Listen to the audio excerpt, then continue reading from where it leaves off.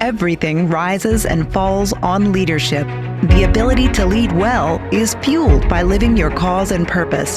This podcast will equip you with the tools to do just that. Live and lead with cause and purpose. And now, author of the book, The Anatomy of Leadership, and our host, Chris Comeaux. Hello and welcome. I'm so excited today. We have two guests with us. We have Lauren Kaufmann, who's an assistant professor of business administration at the Darden School of Business, University of Virginia. And we've got Stephen Maiden, who's the managing director of Case Writing Research Group.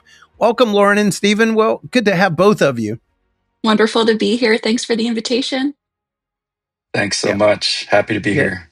Yeah, but I've been looking forward to us doing this show for quite a while. So let me introduce Lauren, and then I'll introduce Steve. So Lauren Kaufmann is assistant professor of business administration at the Darden School of Business, University of Virginia. She teaches core business ethics in Darden's full-time and part-time MBA programs. She also teaches the elective Managing Social Impact, which invites students to wrestle with ethical questions at the heart of the relationship between business and society. In her research, she collaborates with impact investing funds, philanthropic foundations, and consulting firms to advance scholarship and how firms make and measure social impact. Prior to joining Darden's faculty, she earned her PhD at Wharton. Previously, she worked at a conservation-focused asset management firm and a nonprofit think tank where she conducted research on impact investing. So, Lauren, again, it's so good to have you. I told you I was going to ask you this question, but what's your superpower? It's great to be here, Chris. I'm really excited for today's conversation and meeting one another where we are now. I'm currently 9 months pregnant, and I have to say it feels like a superpower most days. I am in awe of any person who creates life, carries life, and gives birth. So it's been a wonderful journey for me, and I feel like Superwoman most days. Well, we can't even tell you're pregnant. Obviously, looking on the screen, you absolutely look amazing. I know my wife, when she got pretty close to the part where you are, she wasn't sleeping very well. So, so you really do look amazing. Thank you. All right, Steve, let me introduce Steve. So he graduated cum laude from the Lawrenceville School, earned a BA in economics and environmental science from Duke University in Carolina, and an MBA at Darden Graduate School of Business. Stephen works as an investment banker with JP Morgan Chase Securities in New York and London, and as an analyst at several hedge funds before founding his own fund. He began writing business cases part-time before joining the Darden Case Writing Research Group as a senior researcher. Stephen has interviewed leading business executives nationally and internationally and written and co-authored over 100 cases, including a case about Teleios, technical and teaching notes. He has taught case writing workshops and won awards for his case writing. OYO Hotels was recognized as a prize winner in 2020, the John Molson MBA International Case Competition. And in 2021, Stephen was awarded the first Jerry Yemen Fund Prize for Excellence in Supportive Case Writing at Darden. Stephen and his wife, Bonnie, and their two children live in Vienna, Virginia. So, Stephen, so good to have you. What's your superpower? Well, so great to be here as well. Thank you so much. I've been looking forward to this. I don't have a superpower. I guess as I thought about this, I would think that at this stage in my life, it's, having written hundreds of cases and looked at all sorts of business situations and interviewed lots of business leaders, is kind of taking a complex story and pulling it into a narrative for students to wrestle with. I think I've become good at that, and I really enjoy it. I'd say that's my superpower. I could see it is. I didn't tell you guys I was going to ask you this, but maybe it is probably worth at least setting the table this way. So Jim Bolton is your father-in-law, and so Jim is a board member at Carolina Caring, one of our founding members of Teleios. And so I assume, I never asked you the whole story. Were you and Jim having a glass of wine or a beer, and how did the whole Teleios case come to be? Yeah, it's a good story. Jim is my father-in-law, and he's been on the board of Carolina Caring. And Deanne Grell, which is their neighbor, was on the board of both Carolina Caring and Teleios. And so Jim started mentioning, I think when he became on the board, would come down and visit a few times a year, and he'd say, Steve, I think there may be a business case here on Teleios and on Hospice. And he would explain it to me. And it was all confusing, because healthcare businesses are confusing. Telios's model initially was confusing, but he was persistent and kept on explaining it. And I thought of Lauren. Lauren is a fabulous, thought leader in impact investing. Had an interest in nonprofits. I know our students do, and so I connected her to this, and she was interested instantly.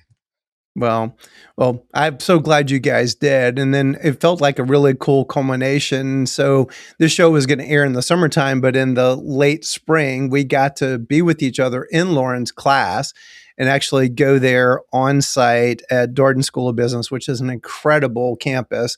I'm a huge student of history. I've always loved Thomas Jefferson. So just seeing all the beautiful architecture, but just even the way the college is very innovatively designed and it works on like teamwork. And I just can't go, I could go on and on. I'm just was so in awe. And then Lauren, getting to sit in class with you and just your incredible students. Maybe why don't you say just a few words about that? Because having Dan Grill, Tara Bland, who's executive director of Carolina Caring's Foundation, just to sit in class with you and have Steve and Jim Bolton in the back of the class, it was just such an awesome experience. It really was. I mean, those are the most magical moments for students. So at Darden, we're a case classroom. So they're very used to reading these business cases, wrestling with complex managerial dilemmas. But much more rare is to actually have the protagonist of the case come into class, sit down, and interface with students, answer questions in real time. And I have to say, Chris, for the end of the semester survey, that class was one of their absolute favorites. Oh, They wow. really got so much learning out of hearing your perspective, Deanne's perspective, Tara's perspective from these different aspects of the business to understand really where the rubber meets the road and where some of these tensions and challenges that surfaced in the case are felt in real time. These are students who all graduated this past weekend or about to finish up their MBAs. And so I think those were really teachable moments for them. And so they got a ton out of it. Well, I have to say, I was a unicorn from the standpoint of, grew up in corporate America. People now going into nonprofits is a pathway. They actually wanted to drug test me when I left the Fortune 50 company to go to work for a nonprofit hospice. They're like, what? So it's like 1995. So I was an early pioneer. But to see these incredibly bright, brilliant students from all over the world actually being passionate about social impact and nonprofit. I mean, I was just like, oh my God, this is so cool. It definitely was not a thing. I'm getting really old now, but was not a thing back in whenever I was in college in the early 90s. Well, our listeners probably scratching their head a little bit because we obviously know all about this, but they may be scratching their head. So let's get into the case a little bit more. So at its core, this case, it was written about Teleios and nonprofit and how, in fact, post our actual being in your classroom, MedPAC came up with a new renewed report. It's now 80% of hospices in America are actually it might be a little bit north of that. It might be 83 or 84% are now for profit. Jeez. So yeah, only 16%. So you would look at that statistic and go, wow, nonprofits are definitely somewhat of a dying breed or in danger of being extinct. And so you guys wrote this brilliant case about just the whole kind of the market, the industry. So at its core, the case is whether care as it should be, which is TCN's mission, can survive in a market increasingly driven by for-profits and private equity. When you were writing this, did you see this as a winnable tension or just maybe an inevitable trade-off that this is kind of just what happens? Honestly, I went in expecting to work with Steve to write a story about an uphill battle. But I really came out believing it's winnable. I think winnable and easy are different things, but I do think that the trade-off is not inevitable if organizations like Teleios and other nonprofits, bulwarks against the imposition of the for-profit model, are ruthlessly honest about what they're competing on. So what struck me most, what I learned so much through doing this research, is what makes the nonprofit model have real structural advantages that PE-backed or for-profit hospices can't easily replicate. So we talk in the case, for example, about the importance of community trust, about the critical nature of a volunteer culture at nonprofit hospices, the ability to attract staff who are motivated to provide mission-aligned care. So those I see as structural advantages, and then the question becomes, can those advantages be systematically leveraged to compete with now this 80 to 85% of for-profits? You know, Chris and your team, you're betting that it can, and I find it a compelling hypothesis. So I don't think it's naive idealism. I think there's some real structural advantages here. Well said. Steve, what would you add? Yes, I totally agree with that. And I would add, one of the things in when you came to Darden and we interviewed you, you mentioned or you highlighted the fact that for-profits have to also serve their shareholders and they pay taxes. So that's almost a structural advantage for the nonprofit to have that extra capital to allocate towards better care. And then the other thing I'd say is it's a marketing challenge. It's a communications challenge to make sure that the customer, the patient's family understands that care is better at the nonprofit level. So you have to win those two, that communication challenge. But I think it's winnable. That's well said. In the early days of Teleios, we and this is when we were mostly centered in North Carolina, so we got to have a lot more face-to-face meetings. And then COVID happened in 2020, and we end up being a blessing because now we can do this nationwide. But it was more of a face-to-face meeting. We start wrestling with this question of what really makes nonprofits different. Like, there were all these anecdotal things that we do it better, et cetera. But really what we got down to is that there is no contemplated exit, that your contract, your social contract is with the community as a 501c3. That's the trade-off of being a tax-exempt organization, is that your shareholder ultimately is the community and your board of directors is kind of the fiduciary representative of that. Therefore, there is no contemplated exit. So you have a long-term contract with the community. Therefore, you should be taking all of those resources. And we have a lot of for-profit listeners, and I actually get probably more feedback from some of the for-profit people listening to our podcast. So first off, I want to own, because quite often they do chastise me a little bit because we come across a little bit as holier than thou as nonprofits. That is actually part of the problem with nonprofits is we have this kind of holier than thou attitude, therefore we must do it better. No, actually. The game is the same. The rules are the same. It doesn't matter what your tax status is. The difference of at least how we get potentially to operate as nonprofits is we're not going to pay taxes, and we're not going to have to pay a return to shareholder. Therefore, based upon those same rules, we should have more financial resource to invest back into our model. So competitively, we actually should have an advantage. But there's also advantages that they have, typically the amount of capital they get to bring to bear, and if they invest that in technology and scalability. It makes for a really fun game, which is the point of why I think you probably wrote the case, is that, and I'm not, people might be listening going, he's calling it a game. Well, years ago, I've actually heard that if it's a great way to look at any business, I forgot who it was. I think Jeff Sandifer. I may have mentioned him to you, Steve. He wrote cases for Harvard and then University of Texas and founded a school for his kids based upon cases. It's actually really cool. And he said something I never heard before. He said that the basis of a capitalist society is why it works is that it should be a place where multiple games get to be played out simultaneously with a good feedback loop. And I'm like, oh, that's a cool way to actually frame capitalism. So therefore, if it's a game, yes, I realize that we're walking on sacred ground, caring for people at the end of their lives, but still every business, if you look at it as there's a game of sorts, there's kind of different advantages of one team being the nonprofit team versus the for-profit. So I don't know if that kind of prompts any comments on either one of your parts from that little commentary. But again, I love the fact that you wrote a case about this. I learned from being a part of this, and Steve, you do have a superpower about writing these cases, because when I went back and read it, it's almost like having an out of body experience of actually going, oh my God, that is kind of what we're in.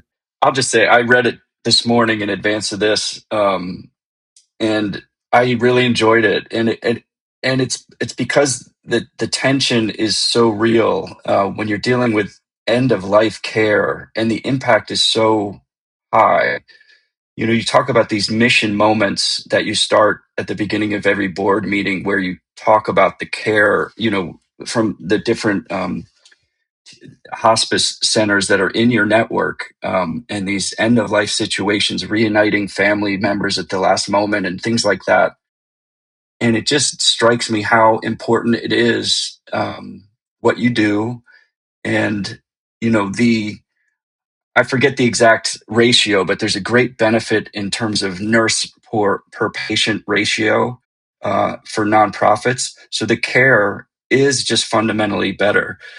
It's a human thing, and so I think the best business cases have interesting tensions to discuss for students, but they also have like ethical and societal import to debate, and this one had all of that.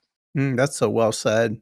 Completely agree. I mean, I think, everyone in the room, and every room that I walk into where I discuss this topic has some personal connection to end of life care. And taking a step back, looking at it as a business question, I think the game metaphor makes sense, right? It's certainly a competition where you're competing on several different fields. You're competing on mission alignment, you're competing on services. And I really want to underline what Steve was saying about competing on the communication piece. Several of my students, each time I teach this, are interested in marketing, are going into marketing. And for them, that question of communicating, as you've said, Chris, that hospice is not a singular entity, that hospice means many different things, and you have to communicate the differences and the distinctions between what different organizations can offer. That's a field of competition where a lot of the game is playing out, so that consumers understand what they're paying for and the care that their loved ones will receive. That is so well said. I'd never thought about this. And you guys interviewed us so many times as you kept distilling what you learned into ultimately what became the case. And when I look back on that, you guys are really skilled because they kind of take those interviews and we're seeing the world from our eyes, but not understanding exactly what you're looking for to create the case. I never thought about it till just now. But nonprofits are so unique, almost like that little local co-op or just your little local grocery store that's very local. And then maybe you're competing against like a Walmart or something like that that's got a national scalable model brand, etc. And I never thought about that being a fitting analogy. And probably because what just occurred to me, I just finished reading the whole story about Whole Foods because a good friend of mine said, you need to read it because like these were like hippies and just interested in like just, healthy eating. And then eventually they created this amazing model. But the early days, there were very unique models throughout the country, but they would actually talk. And then eventually Whole Foods ended up acquiring a lot of those different organizations to create what ultimately became Whole Foods. And then, as we know now, Amazon owns it. And he was right. There actually was a lot of similarity in the passion behind what we're doing. But interestingly, it's not quite, we're not going the Whole Food story way where they're creating a national scalable. There's something about the local that we keep that flavor within the nonprofits. And that's really what's unique about TCN. A friend of mine who does consulting says that it's 80-20. 80% is exactly the same, only 20% is local. We treat it more like 50-50 or 60-40. 40% is very similar, maybe strategy wise, but 60% is very local. And it's more of an interesting framing than an actual quantifiable debate because we try to keep that local hospice flavor because of what you alluded to earlier, Lauren. The roots to the community are unlike anything I've ever seen. And I grew up in corporate America. So again, I don't know if that kind of prompts any kind of comments on both your parts. That I never thought about that analogy of kind of like, grocery stores, co-ops type thing. I can tag on that. I mean, when I think about it in a co-op analogy, I almost think of Ace Hardware as a better one. when I was at business school, way back when, 2001 at Darden, we tried to, this is when the dot-com bomb bubble was at its peak, and we came up with the idea of doing a B2B website that would allow independent hardware retailers to purchase goods and compete against the Home Depot and Lowe's. Now, ultimately, we failed, but it was an interesting process to go down. And what's Ace Hardware, which is a co-op, it's kind of like a Teleios. They help the local retailer, which, your local hardware store, it's a part of the community. They have there's a local part of that that's important. They have differences. Obviously, the products, the paint, the tools is different than the services you're offering. But they've been successful. They have grown. They're probably about a third of all the independent hardware stores now in the whole country, and they all exist kind of side by side. So, I think that's an analogy that should give you some comfort. That's an awesome analogy, actually, because we just purchased, my wife's got a dream that we're going to build a family compound. So we just finally found the property. Well, lo and behold, they're actually building a new Ace Hardware, actually not too far from it, out in it's an interesting kind of crossroads area. And I was wondering about that because we do have a local one where I live now. And so I did not really, I think that's an awesome analogy. Yeah, I'm thinking back to that first question about how nonprofits compete. And I think it is this balancing act. Again, how you quantify it, we can hold to the side. But this idea of keeping both the sort of economies of scale piece, or what, Chris, you've talked about is sort of like infrastructure standardization, bringing all that you learned coming up in corporate America, standardizing the back end ruthlessly, leaning on those economies of scale, whether it's compliance, HR, billing, but then at the same time protecting that local flavor, protecting the front lines ruthlessly, because those are exactly the elements that make the nonprofit model distinct, is how deep the connections and the impact goes into the community, how people feel called to give back through volunteering and maintaining that local care philosophy.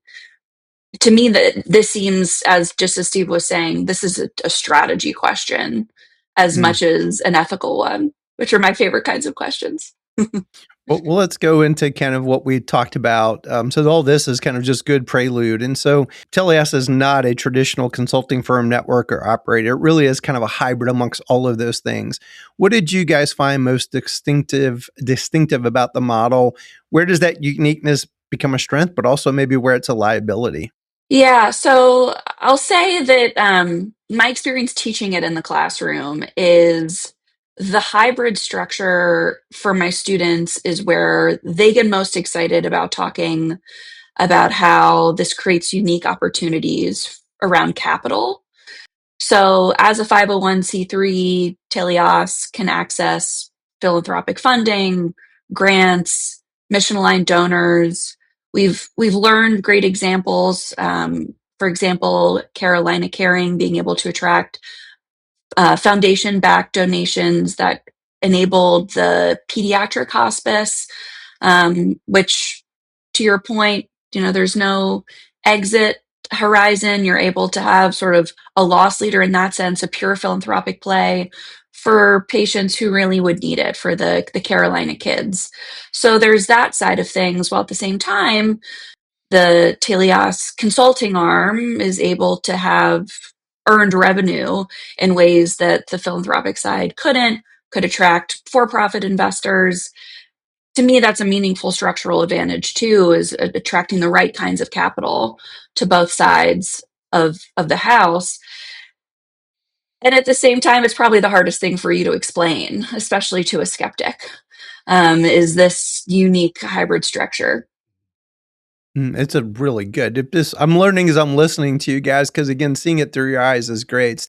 Yeah, it's the flexible nature of your model is kind of the strength and the weakness, I guess, for scaling. It's the attractive part if you're a nonprofit hospice. You get to partner with the Teleios, get all the shared services, the wisdom, the network, but still maintain control and your local, the name, the local kind of connection.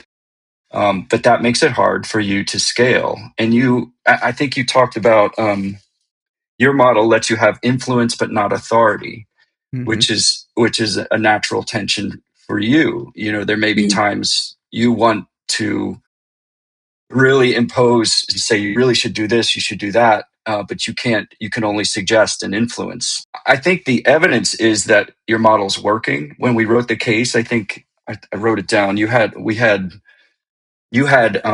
15 hospice partners in 10 states. And latest I've heard from you, you have 24 hospice partners in 14 states now. So that's in just a little over a year. So that's your hybrid model is working. Yeah. Yeah, well, definitely. And we want to see it a lot more. So your case lays out a pretty stark contrast between nonprofit and for-profit hospice models. From your research, where is that gap most real? Where might it be overstated or maybe even misunderstood? To me, the answer is to where it's most real and I think most troubling is around staffing ratios, which is just one measure of the quality of care, the texture of care. Did the social workers, the chaplains, the volunteers, that willingness to do the fishing trip for the father and the son, sort of that aspect of the care that don't show up easily in the quantified metrics that for-profits might track. So they might not show up easily in Medicare data, but that's the difference between care as a transaction and care as a relationship. But I think, as you said earlier, Chris, where the gap gets overstated is that assuming all nonprofits are the same and assuming all for-profits are the same. There are for-profit operators who deliver genuinely good care in the same way that there are nonprofit hospices that may be coasting on their status or feeling incentive misalignment or pressures that aren't maintaining that same level of staffing. So to me, it isn't the legal structure per se. It really comes more down to leadership, culture, and governance. That is so well said. In fact, I think I'm going to steal that quote, Lauren, that care is a relationship, not as a transaction. That is awesome. There's not much to add there. That was perfect. I would just say, you show me the incentives, I'll show you the outcomes kind of thing. The for-profits, that is where it's not overstated. That is for sure. The for-profits are incented for profitability, and they are more profitable. I think you gave the example that on average their margins are 13% versus negative 1 point something percent for nonprofits. Yep. And I think you even mentioned one was 30%. So if you really do want to lower costs, and I think you said 70% of costs are staffing, then you lower the staff, and you can have more profit, but that's worse care. And so, it's an ethical, it's a societal question. But there are absolute differences. Yeah, we actually did. I think I mentioned her to you, Steve and Lauren, a lady named Laura Katz Olson. She wrote a book called Ethically Challenged. She actually researched quite a bit where she felt private equity was doing more harm than good. And hospice was one of the chapters, as also was air ambulance, autism schools, home health, a couple more segments I'm forgetting at the moment. Maybe dental was one of them, et cetera. And one of the things I listening to her, because I get the role of private equity, bringing capital, and she acknowledged in there that typically the argument is that by bringing that capital and bringing some standardization and some technology, that does kind of enable more efficiency. And conceptually, it's 100% true. We just have not seen that at large scale throughout the country yet. A lot of the still national for-profit models are really very small hospices at the local level, little 30 patient day hospices that just aggregate across the whole country. So it's an aggregated, very large number, but locally they're very small operations. And the technology has been substandard throughout the whole industry to date. Now, I keep making a qualifier. I think we're at a very interesting potentially inflection point and where it goes from here. But the cool thing is it's as potential for nonprofit it is for profit, because AI is kind of a leveler from the standpoint of you don't have to have these enterprise class systems compared to the past that it really was. So we didn't really get into that much in your class, Lauren. We touched into it just a little bit, but could either one of you speak to that is AI a enabler for more localized to compete at broader levels? Don't miss part 2 of this episode coming this Friday.